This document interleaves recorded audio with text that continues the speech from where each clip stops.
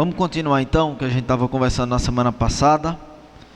Eu vou considerar que, por ter sido apenas há uma semana atrás, eu acho que está bem fresquinho aí na nossa mente o que é que a gente conversou, tá? Então vou avançar aqui no assunto, para a gente poder fechar essa parte aqui hoje ainda, tá bom?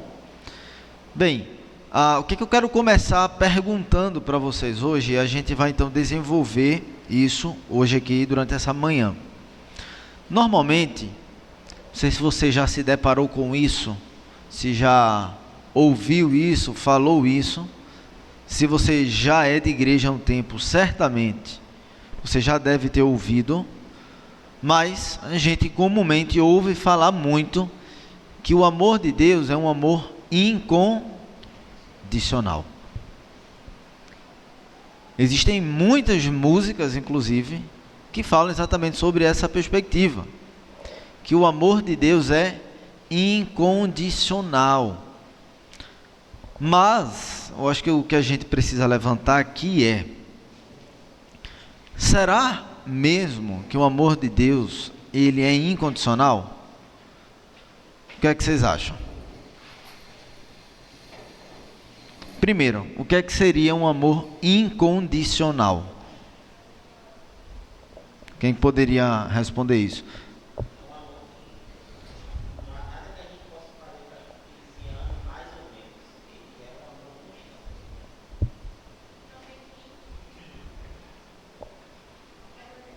Permanente. Quem mais?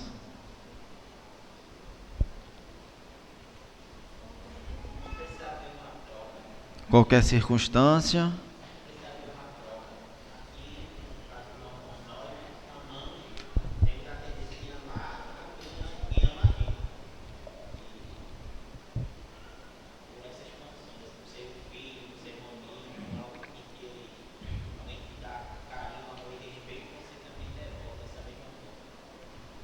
Eu acho que a gente tem um certo consenso, certo?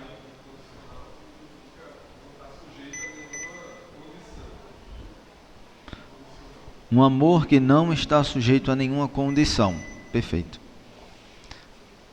Todos estamos aqui na mesma página quanto ao que seria um amor incondicional. Agora eu quero traçar uma linha de raciocínio com vocês da seguinte forma. Vocês concordam comigo que os atributos de Deus, eles estão todos interligados, certo? Deus não tem um atributo que seja superior a outro atributo. Deus não é mais gracioso e menos misericordioso, ou mais amoroso e menos justo. Todos os atributos de Deus, em todas as suas ações, eles estão em perfeita harmonia. Todos estão lá no seu devido lugar. E aí, quando a gente começa a pensar sobre isso, a gente começa a entender que o amor de Deus, ele é intrinsecamente ligado, ele é intrinsecamente, perceba o nome, condicionado por todos os outros seus atributos. Vocês concordam com isso? O amor de Deus, ele está intrinsecamente ligado a todos os outros atributos dele. Então, se Deus ama, ele ama com justiça. Se Deus é justo, ele é justo com amor. E assim sucessivamente. Os atributos de Deus estão condicionalmente ligados uns aos outros. Agora eu quero trazer a sua memória aqui um fato que todos nós conhecemos, que é quando o Senhor Jesus é batizado. Quando João Batista batiza Jesus, vem uma voz de onde? Do céu. E o que é que essa voz do céu diz? Alguém lembra? Este é meu filho amado, em quem me comprazo. O que é que significa em quem me comprazo? É em quem eu tenho prazer. É em quem eu me deleito. E isso é o Pai falando ao Filho. E eu pergunto para vocês, Deus, ao amar o Filho, ao amar Jesus, Ele ama Jesus apenas com o atributo do amor sem a justiça? Ou ele ama o Senhor Jesus também com a justiça? Vocês concordam comigo que quando a gente pensa dessa forma, a gente entende que, ora, o Pai ama o Filho, mas Ele ama o Filho com justiça. E se Ele ama o Filho com justiça, o amor do Pai pelo Filho é um amor que é condicionado pela lei do Senhor. É assim ou não é? Faz sentido? Logo, por que Deus tem prazer no Filho? Por que o Pai tem prazer no Filho? Porque o Filho cumpre a lei perfeitamente. Até o amor do Pai pelo Filho, quando a gente fala em termos de trindade, não é um amor incondicional. É um amor condicionado. Por quê? Todos os atributos de Deus são condições para a expressão do amor. Logo, todo amor ele vem com algumas condições. A condição do amor de Deus para com o Filho, ou para qualquer um, são todos os outros atributos. E um desses atributos é a justiça. Logo, aquele que ama, que é o Senhor Deus, ele vai amar e ter prazer com a justiça, com a pureza, e a gente vai então avançar, assim como a santidade também. Agora eu pergunto para vocês, se o amor do Pai pelo Filho não é incondicional, é condicionado, a gente vai ver um outro termo aqui depois, mas eu quero que você guarde isso por hora. Como é que você acha que é o amor de Deus por mim e por você? É incondicional? Ele nos ama e simplesmente ama porque Ele ama, sem porquê? Não.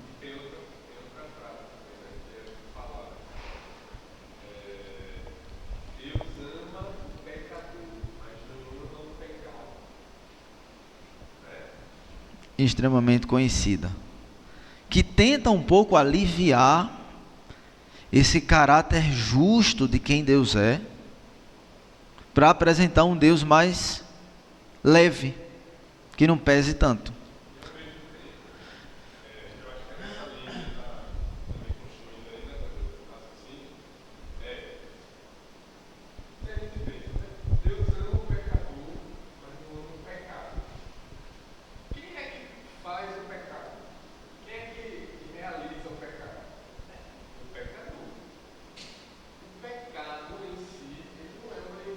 Ele não tem culpa, né? Pecado não tem culpa.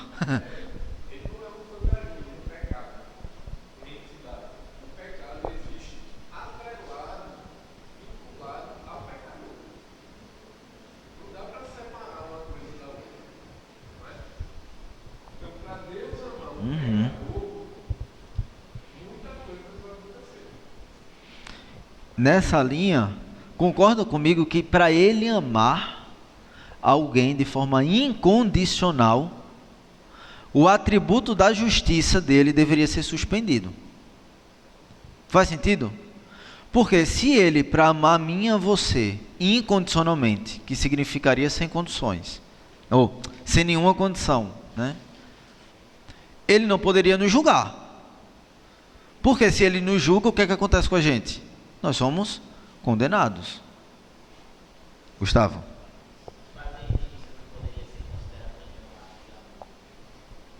Oi? Sim. E é considerado. Agora eu pergunto. Quando a gente começa a pensar dessa forma, a gente começa a ficar numa posição, nós que eu digo igreja, crentes, de que nós não somos o centro da história. Nós não somos o centro da atenção de Deus. Nós não somos amados incondicionalmente porque nós somos filhos, de forma romântica, como ouvimos tanto aqui. Veja como é que o autor traz essa ideia. O atributo da justiça de Deus deve levar em consideração o nosso pecado e a impossibilidade de nos juntarmos ao Senhor. Portanto, é necessário... Espera aí que a tela saiu. Portanto, é necessário que a justiça de Cristo seja imputada a nós, ou seja, que a justiça de Cristo seja colocada na nossa conta diante do Senhor, para que dessa forma a gente possa ser justificado mediante a fé. Preste muito bem atenção aqui. O amor de Deus por nós é condicionado pelo sacrifício de Jesus Cristo. A conclusão de que Deus nos ama incondicionalmente é baratear o amor do Eterno. Percebe? Há uma condição para Deus nos aceitar. E essa condição é que a justiça dele seja satisfeita. Lembra?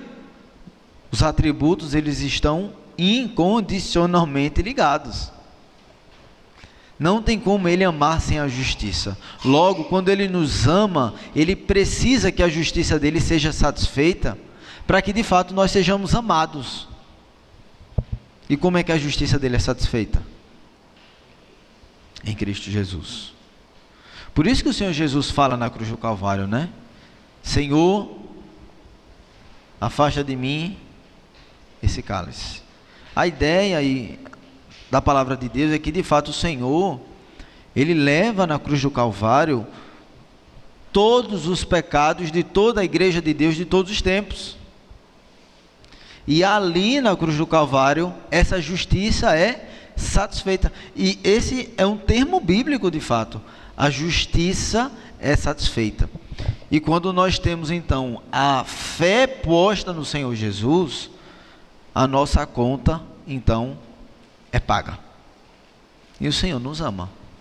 Mas Ele nos ama incondicionalmente? Não.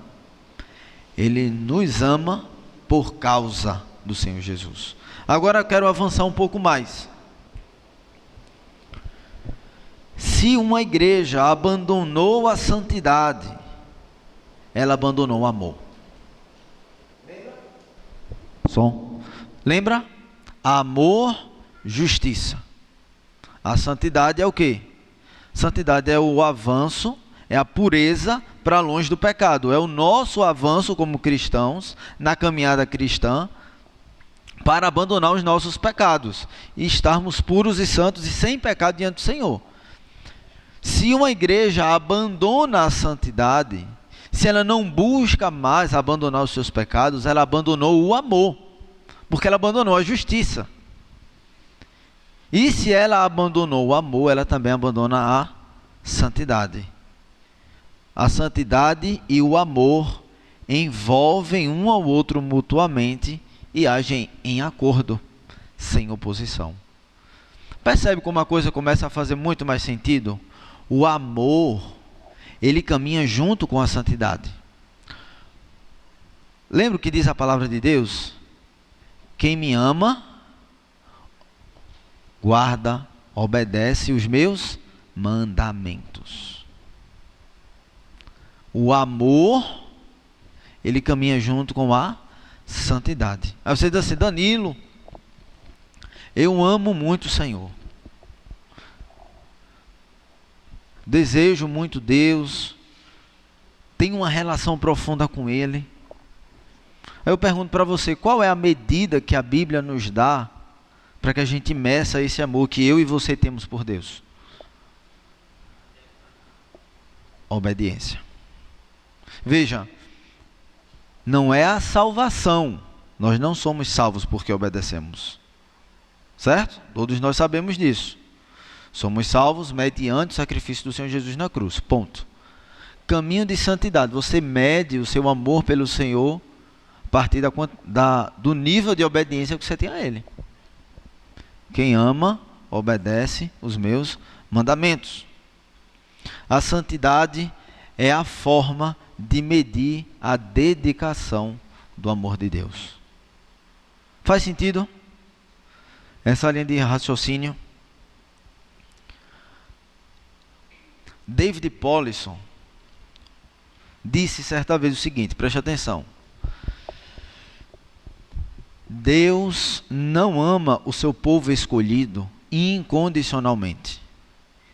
Ele os ama de modo anticondicional.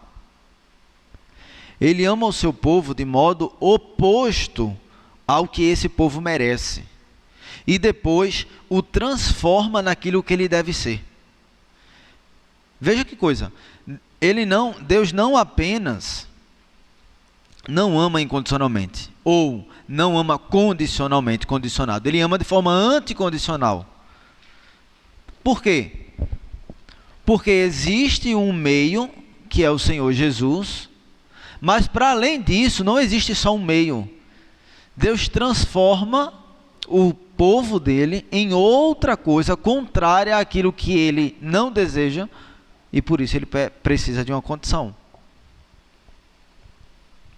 E ele continua e diz assim: ele dá o seu espírito ao seu povo, por meio do qual as pessoas podem viver de acordo com seus justos padrões, exibindo por meio disso mais uma vez a sua imagem. Ele não apenas dá a condição através de Cristo, mas imputa no povo dele e dá ao povo dele o Espírito Santo, que é o que vai dar ao povo dele a capacidade de crescer em santidade. E aí ele usa então o termo aqui de bumerangue. Ele diz assim: no bumerangue do amor de Deus, os discípulos são incorporados em todas as afeições, direitos e propósitos que o Pai oferece ao Filho. Por que o bumerangue? Porque ele vai e volta. É o único amor autocentrado que existe que não é pecaminoso. É o amor de Deus, por Ele mesmo. O Senhor lança o amor dele para seu povo, mas é para o seu povo olhar para onde? Para Ele de volta. E ser beneficiado com isso.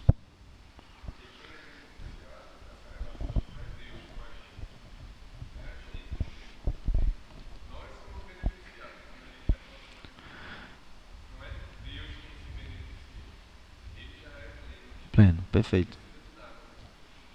E ele continua aqui e diz exatamente isso: o amor de Deus é dado aos pecadores por causa de Cristo, mas esse amor não é separado da sua santidade.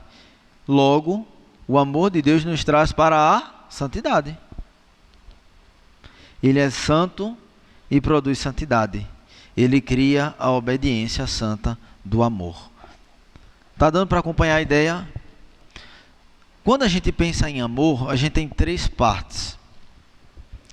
Primeiro, aqui, os três componentes do amor de Deus, tá? A gente tem a afirmação da pessoa amada e a afeição da parte daquele que ama. Então, nós temos de um lado Deus, que ama um outro lado, certo? Deus ama o seu povo. Então nós temos esse primeiro componente, e ele diz assim: o amor sempre começa nesse ponto. A essência pura disso pode ser vista no prazer que o Pai tem no Filho amado, bem como pelo fato de ele afirmar a criação como boa. Então Deus, como a parte, ele ama o outro lado, ama alguma outra coisa. Tem um segundo componente do amor, que é o bem da pessoa amada. Ou seja, quando você ama alguém, o que é que está implícito nisso? Que você quer o bem daquela pessoa. O verdadeiro amor tem prazer no bem ou no benefício da outra pessoa. As Escrituras nos revelam que o principal cenário deste amor mútuo é a aliança. A aliança não cria o relacionamento, ela afirma o relacionamento. Lembra que a gente falou na semana passada sobre o pacto que Deus fez com Abraão? E diz assim: Abraão, eu cortei um cordeiro para você, porque você não tem condições de satisfazer a minha justiça.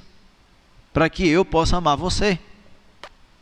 Então existe esse primeiro componente, que é o Senhor, e existe esse segundo componente, que é o bem da pessoa amada. O benefício nesta relação, como o Bruno falou, quem é beneficiado? Nós. Só que tem um terceiro componente, que é o santo.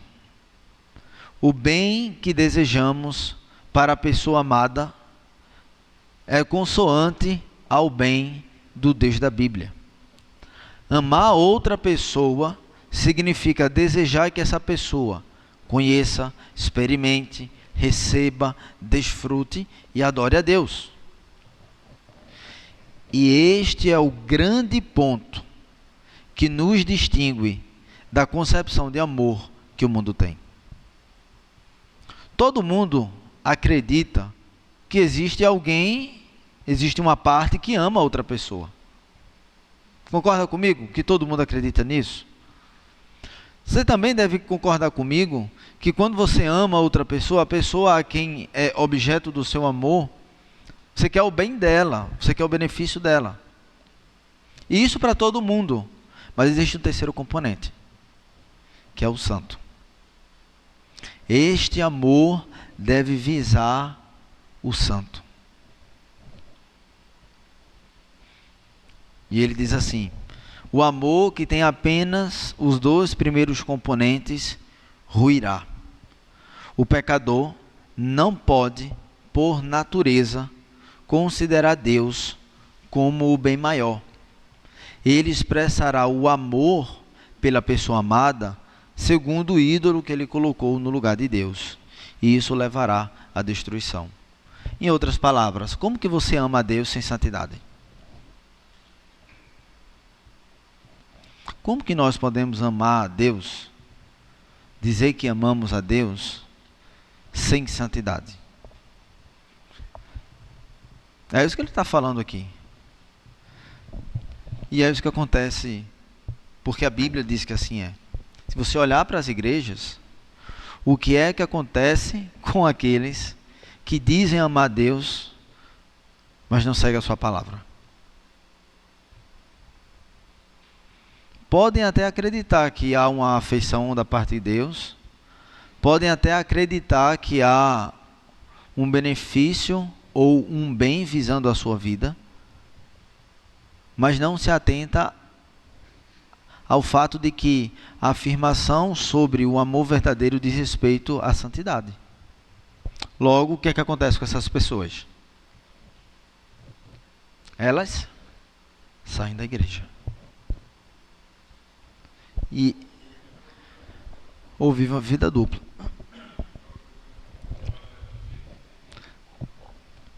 Normalmente isso acontece com aquele termo que nós sempre ouvimos falar durante toda a nossa vida, chamado de desviado, né? Aquela pessoa que já foi da igreja, que conheceu supostamente a palavra de Deus, mas essa pessoa abandonou, se desviou do caminho. E quando você diz se desviar do caminho, o que é que você se refere exatamente? A obedecer ao Senhor, a sair da igreja. Por que eu estou enfatizando tanto isso?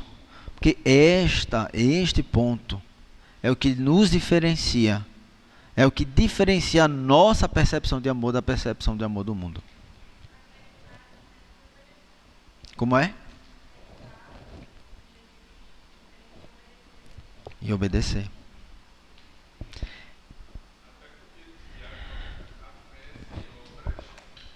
É morta.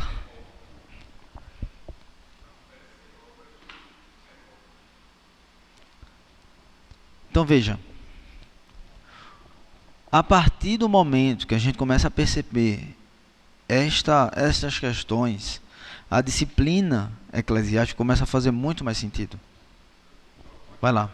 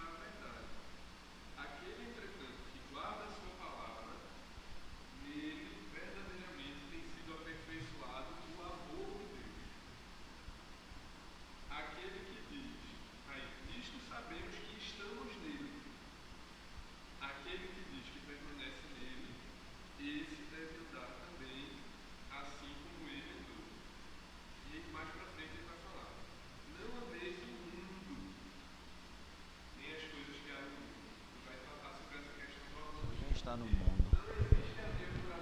Uhum.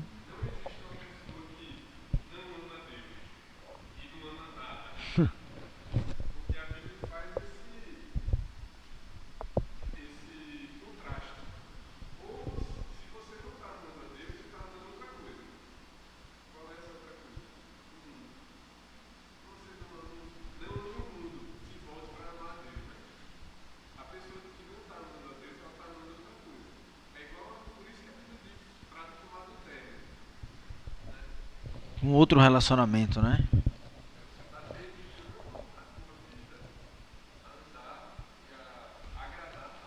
Perfeito.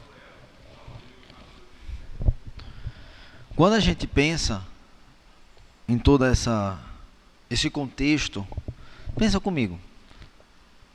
Nós temos um objetivo como igreja. A grande primeira pergunta do catecismo da nossa igreja: qual é o nosso fim? Glorificar a Deus e gozá-lo para sempre. Nós amamos a Deus. Se nós amamos, nós guardamos a sua palavra. Logo, se você não guarda a sua palavra, você está pecando. E pecado é falta de amor. O que é que a disciplina faz? Qual o fim da disciplina? Que você volte a amar. Percebe? A disciplina não é para você andar certinho.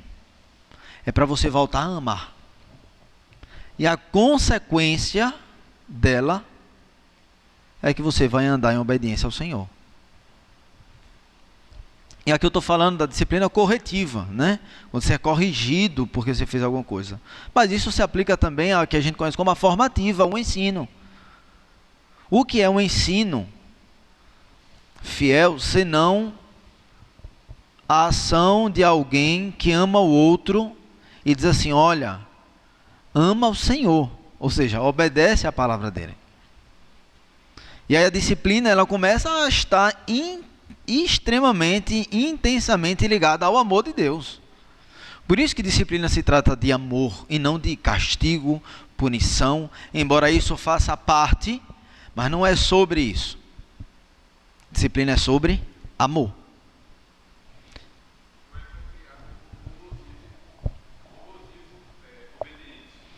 Até porque não diz respeito a uma forma de agir apenas. Diz respeito ao coração.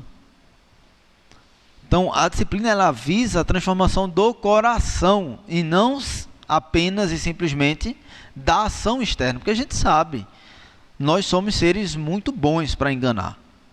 Podemos agir externamente de forma perfeita, mas o coração não. O coração é outra história. Mas a disciplina visa vir de dentro para fora. Marconi.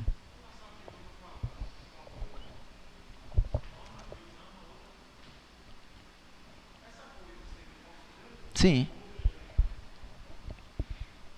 Exatamente. Porque não existe um amor neutro, né, como o Brunão falou. Então, ou você ama a Deus, ou você ama algum outro Deus criado.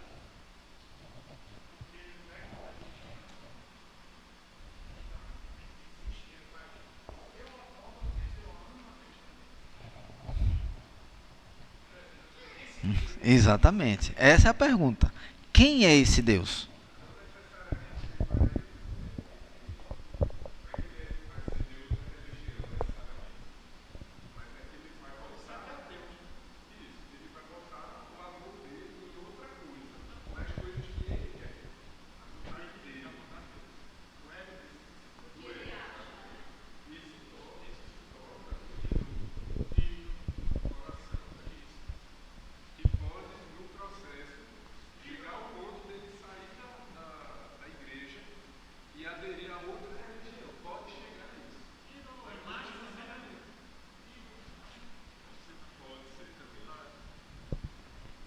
Gustavo.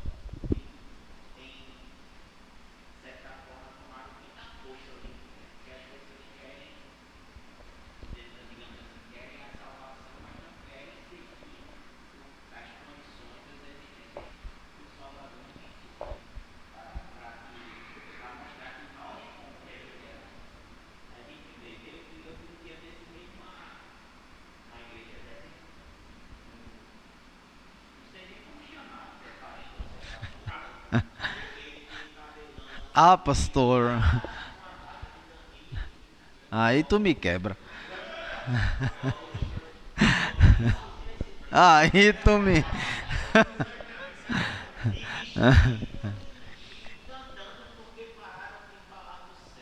Aham.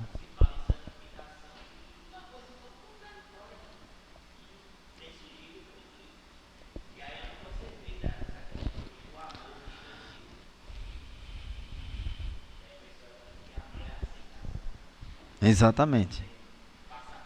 Acho que esse termo foi muito preciso, né? Assim, a ideia de que o amor ele é sinônimo de aceitação. Então você ama quando você aceita. Quando você não aceita, você não ama, né? Exatamente. Exatamente.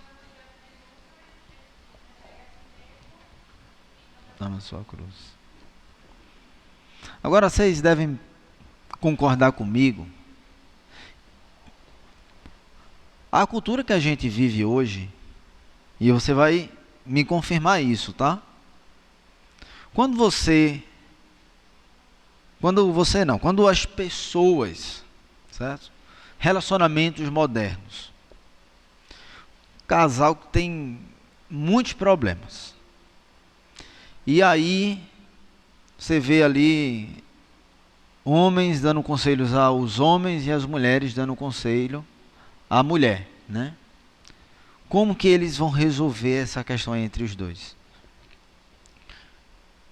E o que a gente mais ouve, né? As mulheres vão falar com essa mulher e os amigos vão falar com o marido. Vai ser assim, ó, primeiro lugar é o amor próprio. É ou não é assim?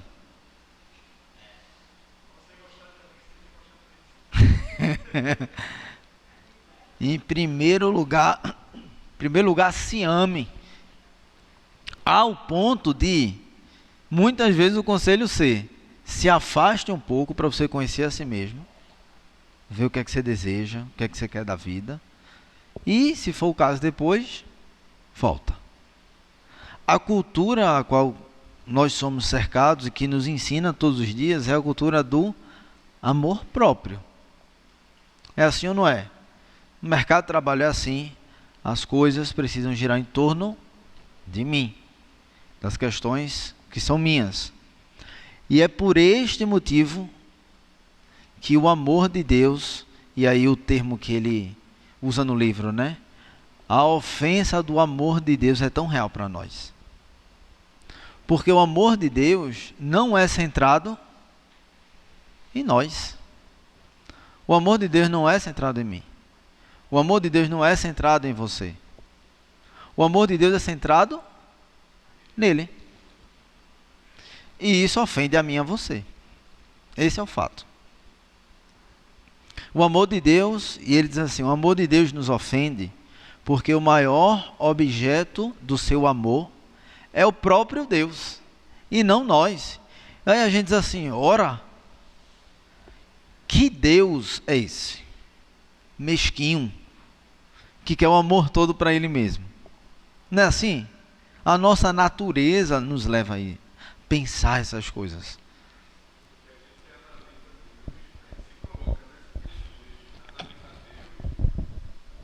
A partir, exato.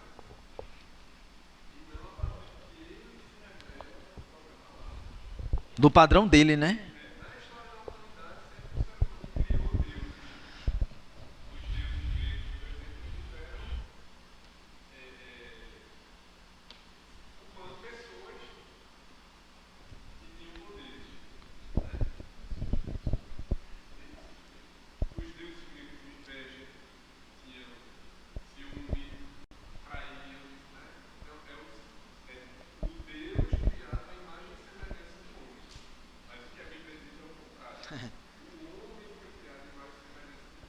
E está manchado pelo pecado, né?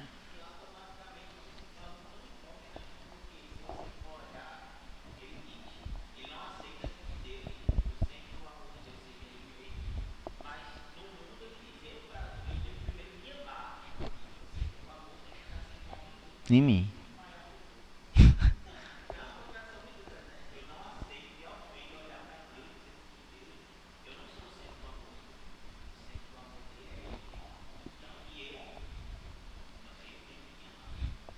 E de forma que a gente nem percebe, a gente cai nessa armadilha. Quantas vezes, né? Então vejam, o amor de Deus é centrado em Deus. E o que é que acontece com os homens? Eles precisam ser julgados. Não é assim o amor de Deus? Ele ama com justiça.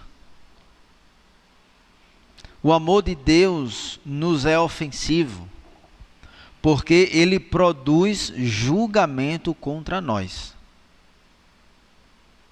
Só que a gente queria ser o quê? O juiz. Nós que queríamos decidir o que é que seria certo ou errado. E aí ele continua e diz assim, olha, presta atenção. Os limites da membresia. Vocês perceberam que a pregação hoje de Sérgio foi um resumo de tudo que a gente tem falado, né? E Sérgio começou a falar, eu disse, tomara que ele não desdiga nada que eu falei na sala. Os limites da membresia e da disciplina nos ofendem porque eles nos fazem lembrar do julgamento de Deus, o qual nós desprezamos.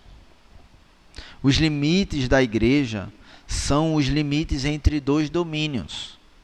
Um, onde Deus está no centro, e um, onde o centro somos nós. Não há um território neutro entre esses dois domínios. Percebe? Os limites da igreja são os limites que definem onde Deus está no centro. Quando nós começamos a viver a própria vida, a nossa própria vida, através dos nossos próprios desejos, das nossas próprias perspectivas, sem olhar para a lei do Senhor, o que nós temos é um domínio que está com a nossa própria vida, o nosso próprio amor no centro, rivalizando com o amor de Deus. Então vocês devem concordar, disciplina, julgamento, amor, está tudo dentro do mesmo pacote. E aí você começa a perceber o quanta falta de sentido tem em expressões do tipo: crente não deve julgar. Vocês já ouviram isso? Crente não deve julgar. De fato, ele não deve julgar a partir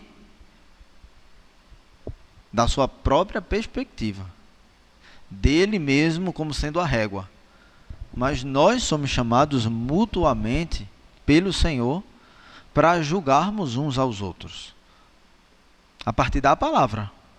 E esse julgamento é um julgamento em e no amor de Deus, porque ele visa a santificação, o abandono do pecado.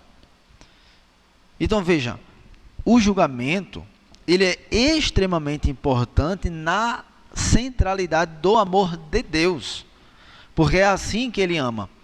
E aí ele coloca aqui dois pontos importantes para a gente prestar atenção e se atentar em relação a julgamento. Ele diz assim, olha, o julgamento e a lei não são opostos, eles agem em harmonia, semelhantemente ao amor e a lei.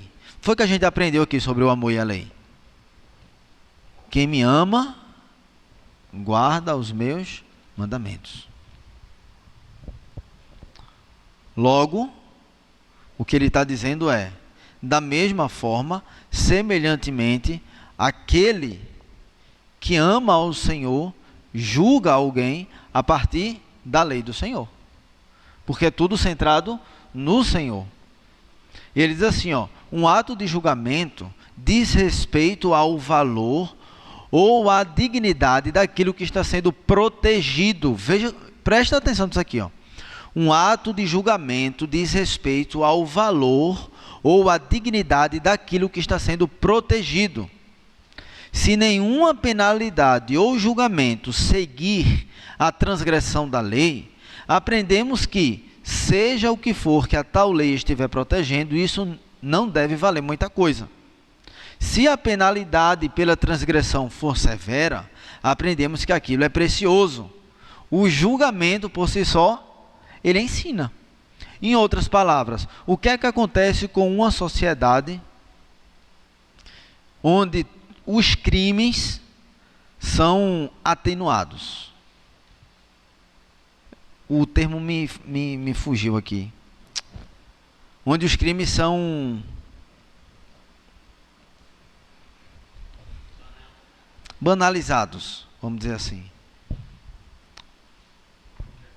Impunidade. O que é que acontece numa sociedade onde existe impunidade? O que acontece no Brasil hoje? Esses meninos estão falando bastante. O que é que vocês acham?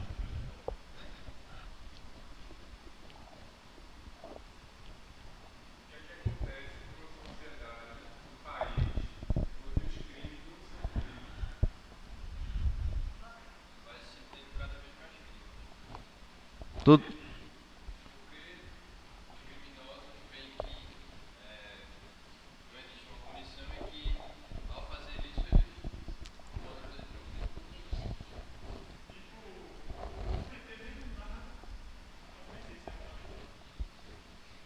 Todos concordam com isso?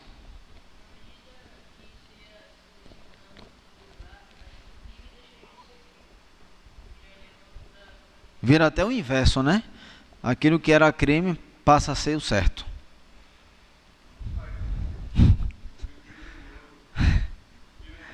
É. O que é que eu quero seguir aqui a linha de raciocínio com vocês? Há uma lei, certo? E a impunidade é reflexo de quê? De uma sociedade onde não emite julgamentos devidos aos crimes cometidos. Agora, o que é que acontece numa sociedade onde os crimes são punidos? Vamos pegar para facilitar a vida da gente, o povo de Israel. O que era que acontecia no povo de Israel? Eu não vou entrar aqui nos detalhes, tá? Nos meandros, mas você tinha casos onde o Senhor dizia: morte. Se matou outro, morte. Roubou uma vaca, vai devolver 2. Roubou um cabrito, vai devolver 3. Roubou 10 quilos de ouro, vai devolver 50. Ah, não tem como devolver não? Então trabalha de graça, até completar o valor. Percebe? Isso é o quê? Julgamento. E isso faz o que com a sociedade? Disciplina. Traz para a sociedade o senso de que tem algo precioso que está sendo guardado. Gera temor.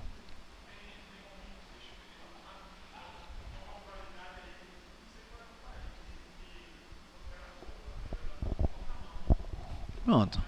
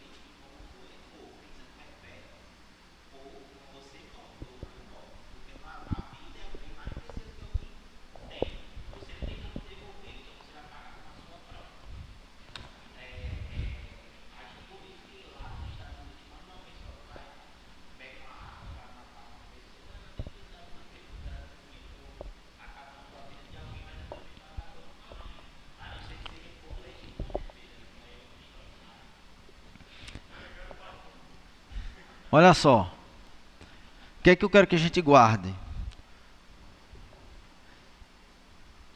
Que o julgamento diz respeito à dignidade daquilo que está sendo protegido. Quando eu julgo meu irmão a partir da palavra de Deus e digo para o meu irmão que ele está em pecado e que ele precisa ajustar a sua vida, o que é que eu estou guardando? O que é que eu estou protegendo? Santidade. O julgamento protege a santidade. Se não houver nenhum julgamento para com o pecado, o que é que acontece? A igreja deixa de ser santa. Simplesmente não há necessidade da santidade. Percebe? Segunda coisa, todos os julgamentos servem à centralidade de seu amor no próprio Deus. Seu amor avalia e julga de acordo com sua centralidade em Deus. O seu amor tem expectativas, exige e decreta penalidades de acordo com a sua centralidade em Deus. Exemplo: matar um ser humano é errado.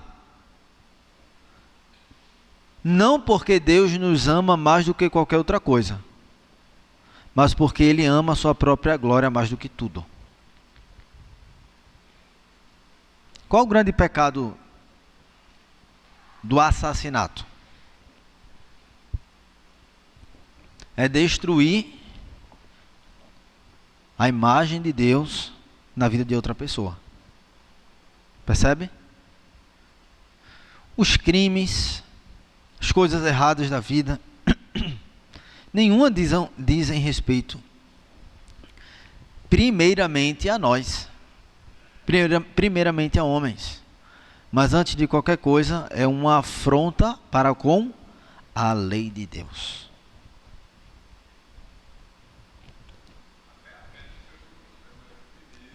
Exatamente. Primeiramente é uma ofensa ao Senhor. E logicamente, dependendo que seja, há consequências diretas em outros, né? Aí eu pergunto, como é então que uma igreja amorosa vive?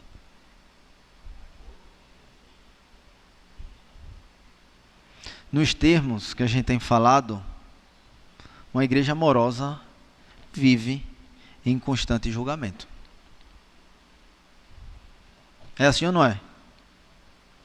Uma igreja amorosa, Deus te pague, viu, meu irmão?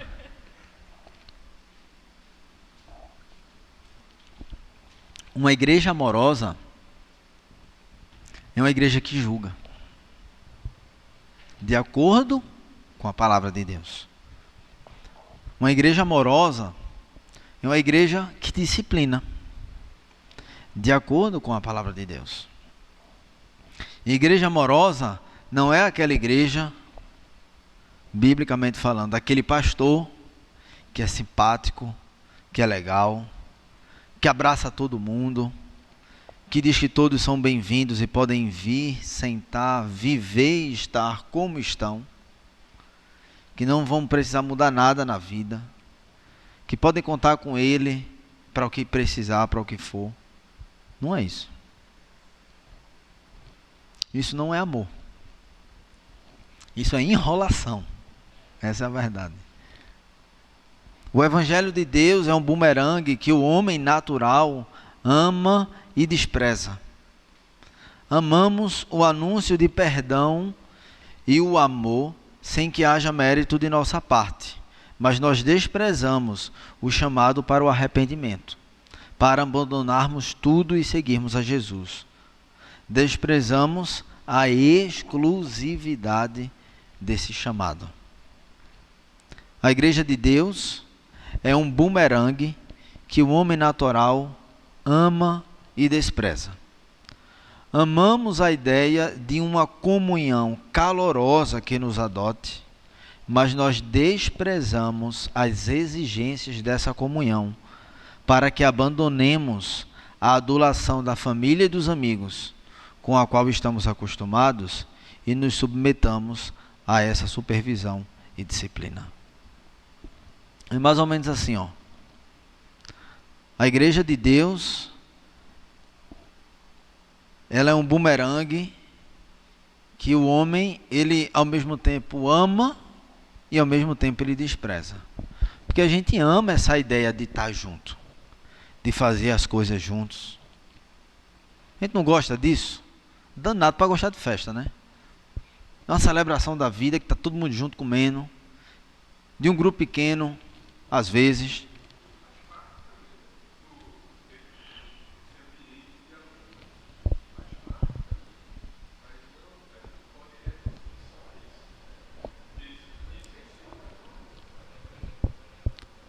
Nós amamos todas essas coisas. Presta atenção. Mas nós desprezamos as exigências que essa comunhão traz para a nossa vida. Essa comunhão, esse andar junto, tem implicações diretas para mim e para você. E normalmente, nós desprezamos essa parte. Ele diz aqui, mais uma vez, nas palavras aqui dele, nós desprezamos as exigências dessa comunhão, para que a gente abandone a adulação da família e dos amigos com a qual estamos acostumados e nos submetamos à supervisão e disciplina. É tipo assim, a gente está muito acostumado com sempre alguém batendo nas nossas costas, sempre encorajando, dizendo que é para ir por aí mesmo. Nós somos rodeados disso, né? Nossa família, nossos amigos. E não tem nada de errado nisso. A questão é que nós escolhemos isso, muitas vezes, em detrimento à supervisão e à submissão à igreja.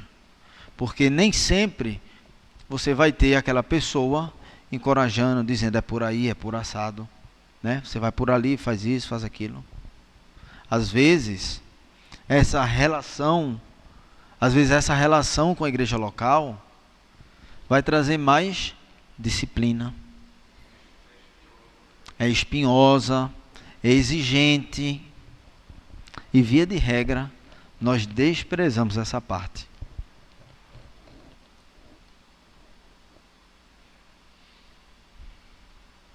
Para fechar então, por hoje,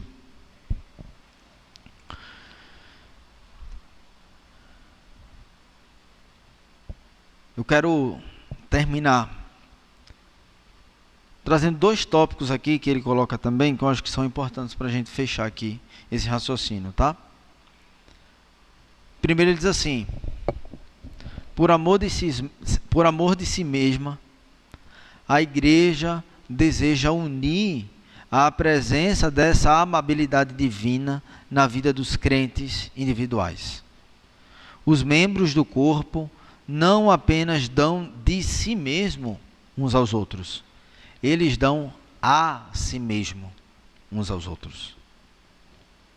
Por amor aos indivíduos, a igreja anseia que cada membro seja protegido dos ataques do mundo, da carne e do diabo, e seja guiada em toda a justiça e para uma amabilidade maior, assim como uma mãe deseja essas coisas para os seus filhos. Por amor ao mundo, a igreja anseia que cada crente seja distinguido e exibido como um exemplo de esperança, um modelo de amor inspirador, uma luz que gera vida.